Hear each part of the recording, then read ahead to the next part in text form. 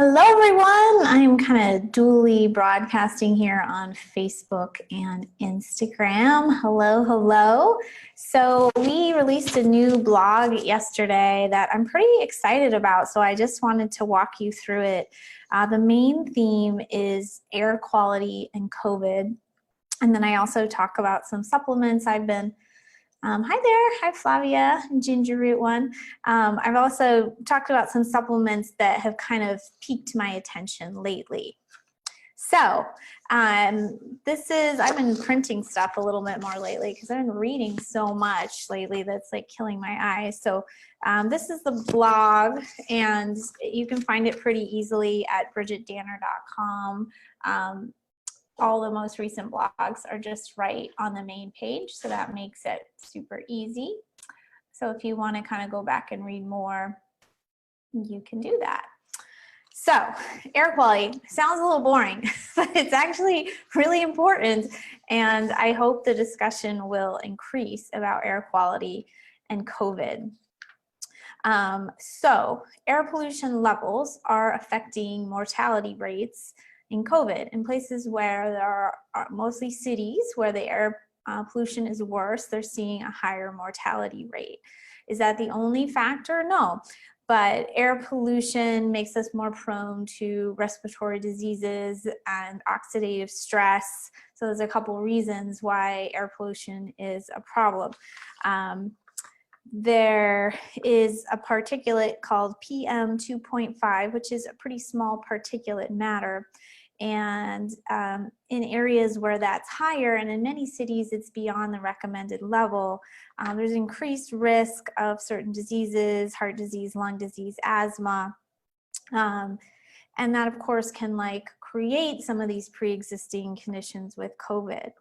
One pretty sad statistic here in America is that Black and Hispanic people are typically exposed to 56 to 63% more of this particulate matter than they actually produce. And however, white people produce more of this particulate matter from their driving and activities and are exposed to 17% less. So there's another reason why these minority populations may be getting more affected. A couple other interesting little tidbits is some larger particulate matter called PM10. They are hypothesizing, and I haven't had time to look too much more into this, that COVID can actually hitch a ride on these larger particulates and cluster on there and maybe spread that way. So when we talk about can it only spread 6 feet, maybe not. I'm not saying we're all doomed because of this, but it's just something interesting to think about and be aware of. I was interviewed Sunday and I was talking about some of this, and so I got the question about what about ozone?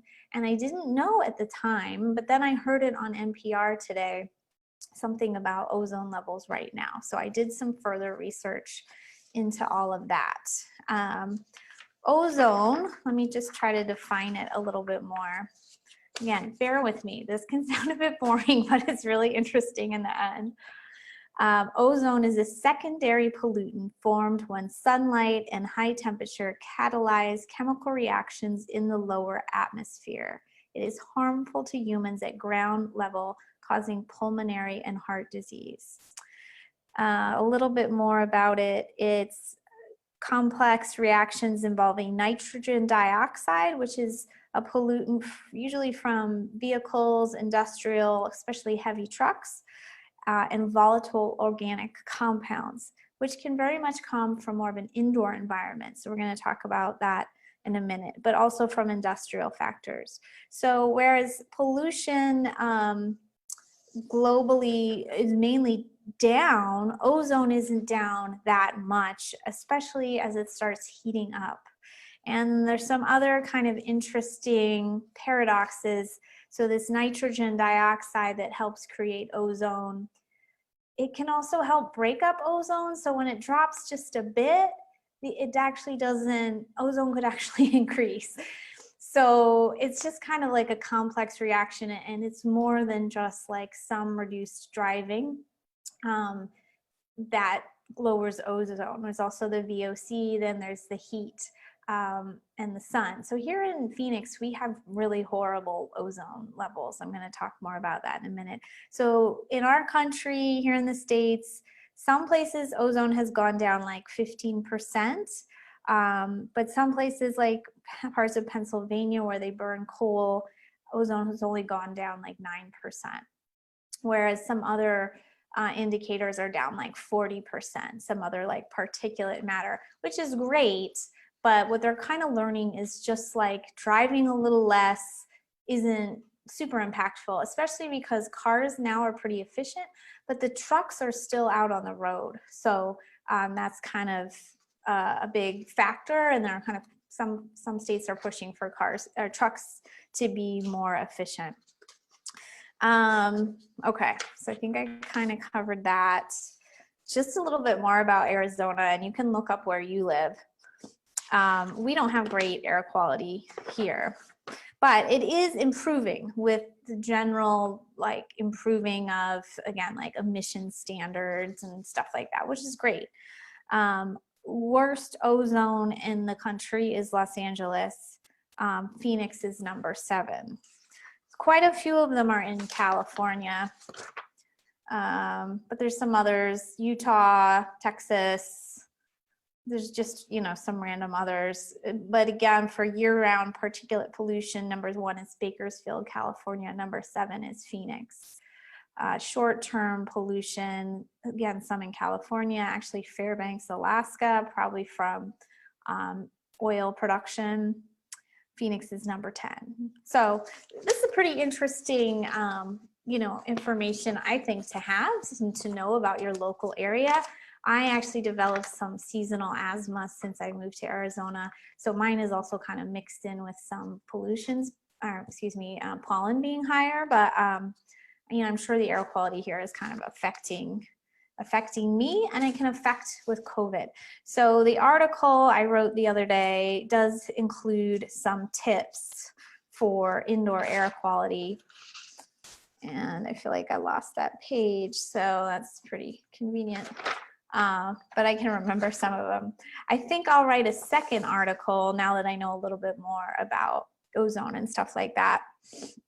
So in your own home, indoor air quality can actually be worse than outdoor air quality. And there may be different factors, but indoor, like there'll be more VOC, for example.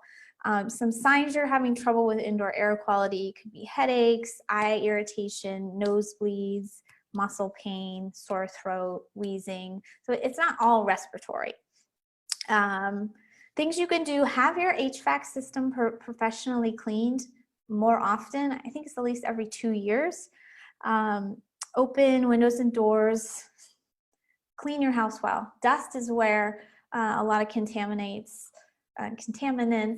accumulate. So be using wet microfiber to dust your house, mop your house, washing your drapes, just keeping everything as clean as possible, taking your shoes off at the door. I'm not always great about that here in Arizona. Obviously using non-toxic cleaning products, and being careful of your purchases. Something like a vinyl shower curtain is so bad, and it seems so simple, but better to use like a polyester, or there's some like totally natural fabrics.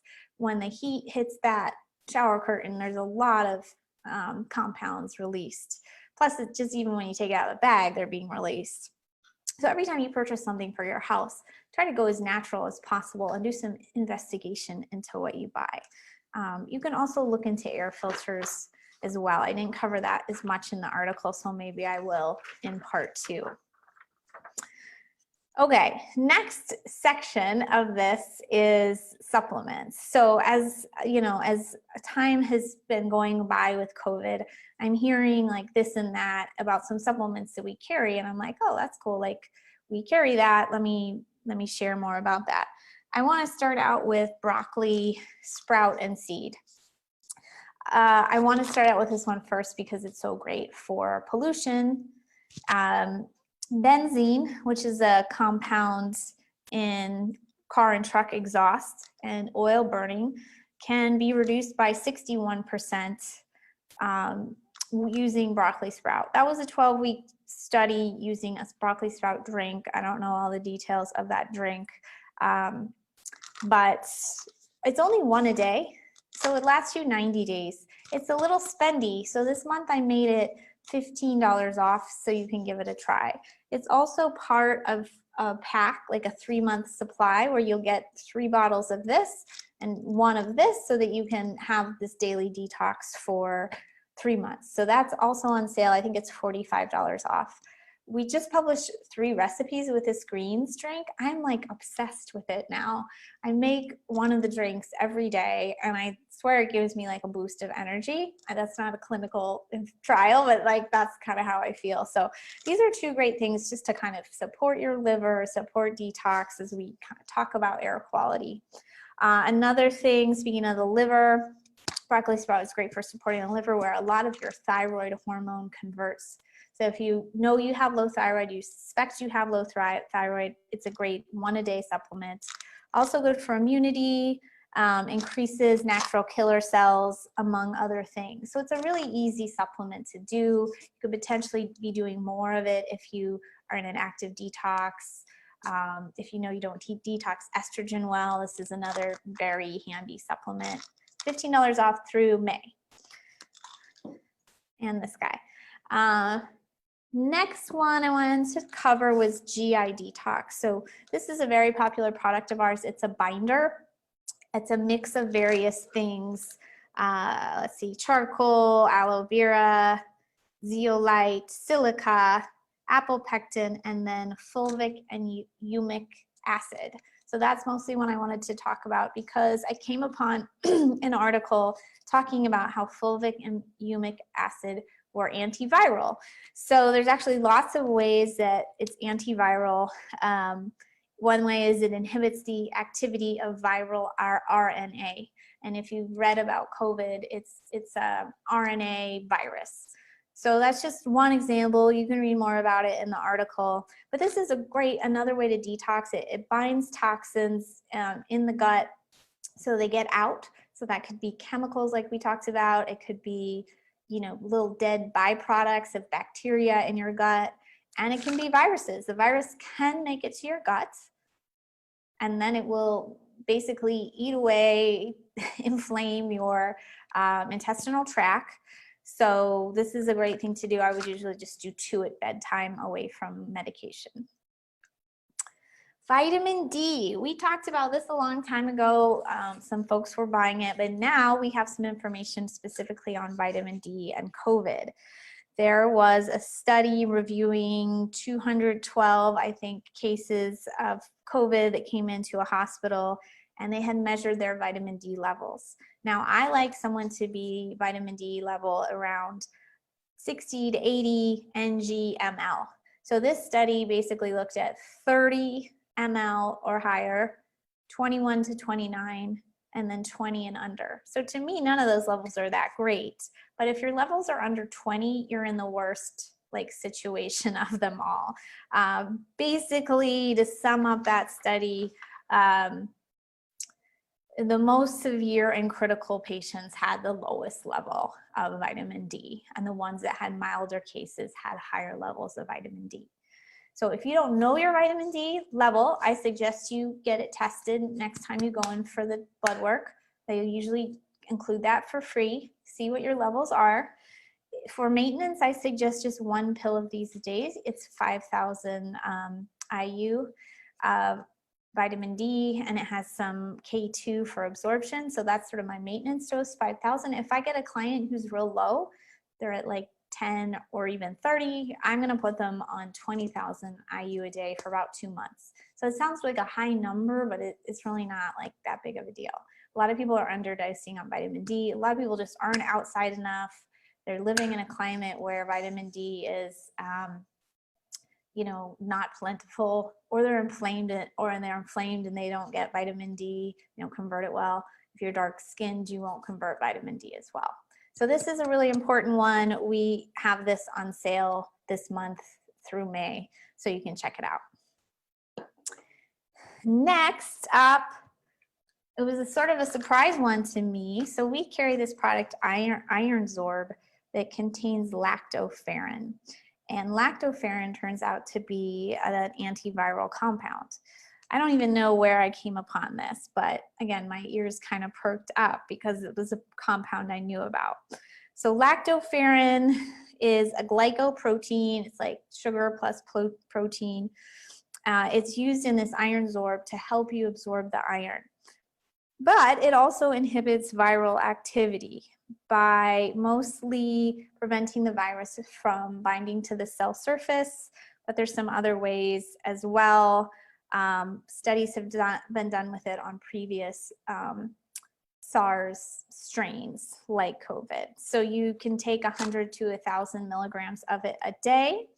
Do not take ours unless you actually need iron. Because if you don't need iron, it's toxic to you. But if you know you tend to run low in iron, you're a menstruating woman, you have heavy periods, etc., you have poor digestion, you have some issues with stomach acid production, you may need iron. Test first.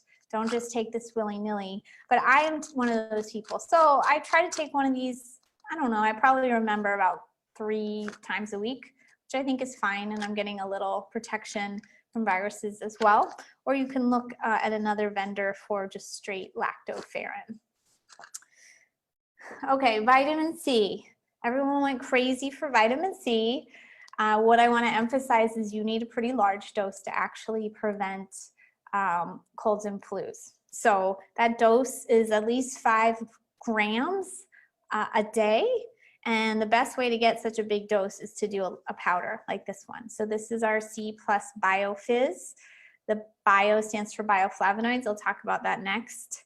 I basically would do 2 doses of this a day. Like especially if maybe you're working in a hospital environment, somebody you live with gets a lot of exposure, then I think this would be a fit for you. Or if you're starting to feel sick. I wouldn't do it like every day. I would do it more just if you're at risk. We've already talked about the quercetin in here, helps prevent damage to the lungs during a viral infection.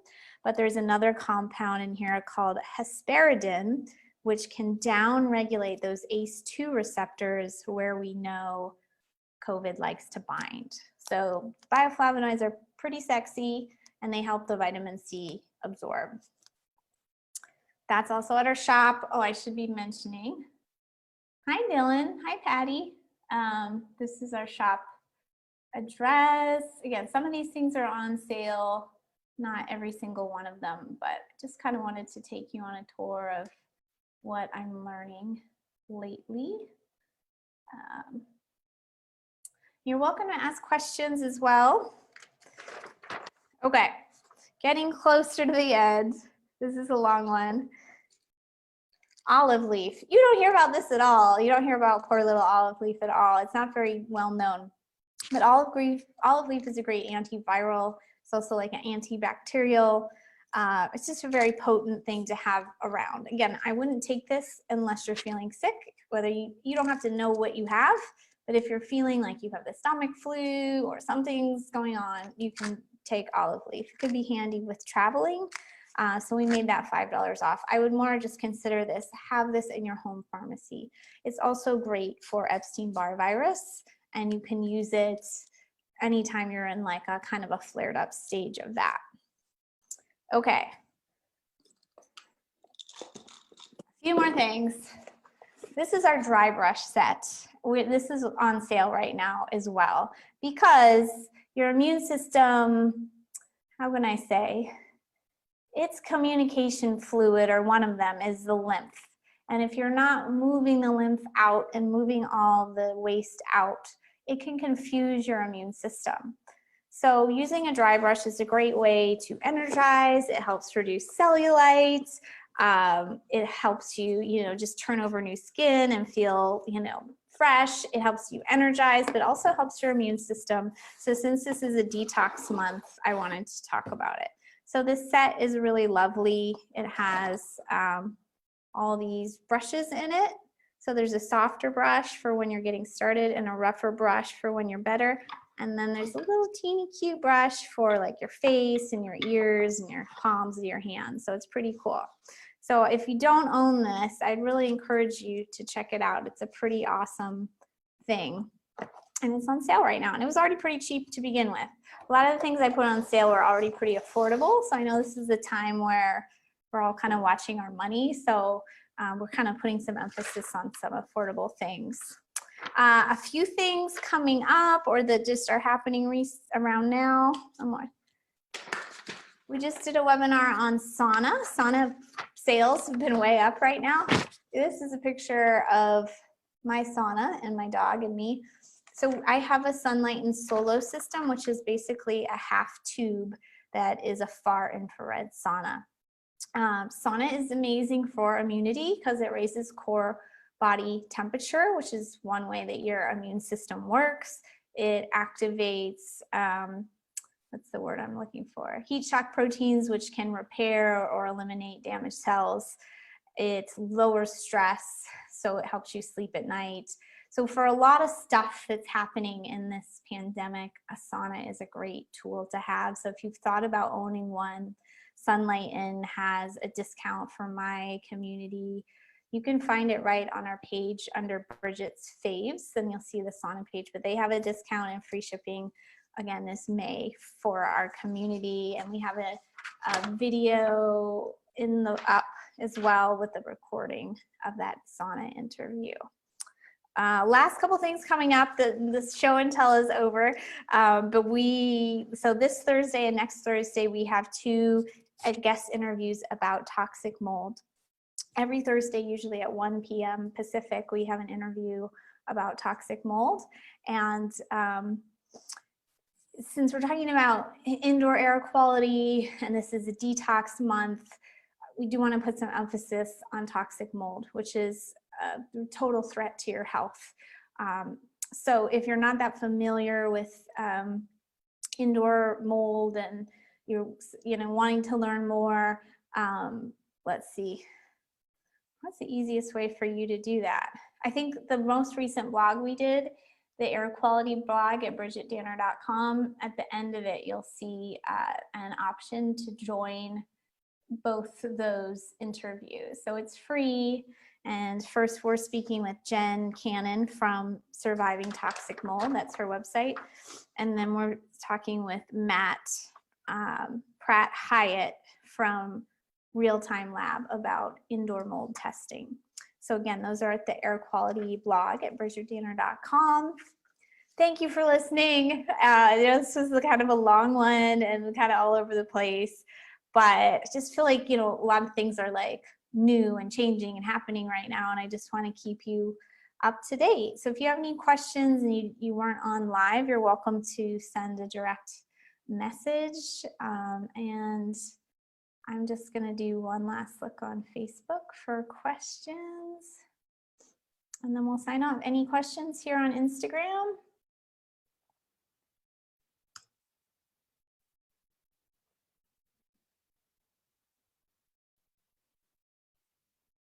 Hi, okay, Polly. We're kind of just finishing up, but if you want to watch a recording, we talked about air quality and how that relates to COVID.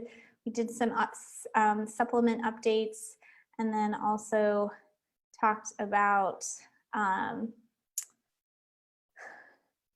some things that we got coming up about toxic mold. All right, well, thanks everybody for watching, and I hope to see you soon on those expert interviews coming up this week and next. Bye.